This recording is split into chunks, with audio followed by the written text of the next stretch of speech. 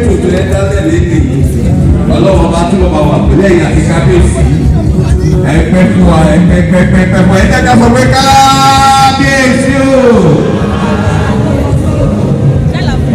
olórí tèmi tọ́pẹ́ tí wọ́n dá ètò ìdí ìsílẹ̀ èyí ṣe owó pọ̀ àwọn bíṣọ̀ bíṣọ̀ mẹ́rin ṣe ìṣe kábíyèsí ṣe o God bless you ọlọ́wọ́ tó wà ní ṣe o.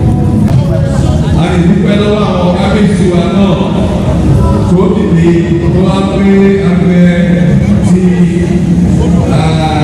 kọ́ńtà ṣe bí kábíyèsí ṣe o. Peace and Peace Movement Leadership Initiative. God bless you tremendously, Madam. All right, sir. You are welcome, Your Majesty. You know what to do. I mean, musician, professor, especially made song for her. So, King Wale Melody is over to you, sir.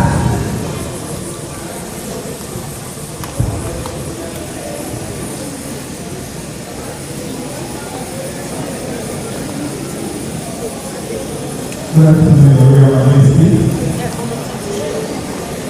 It's a great pleasure being here today, and I'm happy to be here in this space.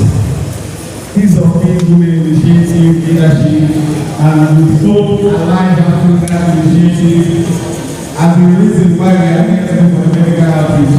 Everybody there, can we please let me give them a round of applause?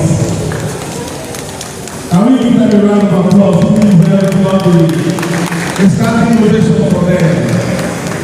We really appreciate what you are doing, and we pray that God will bless you more. DJ.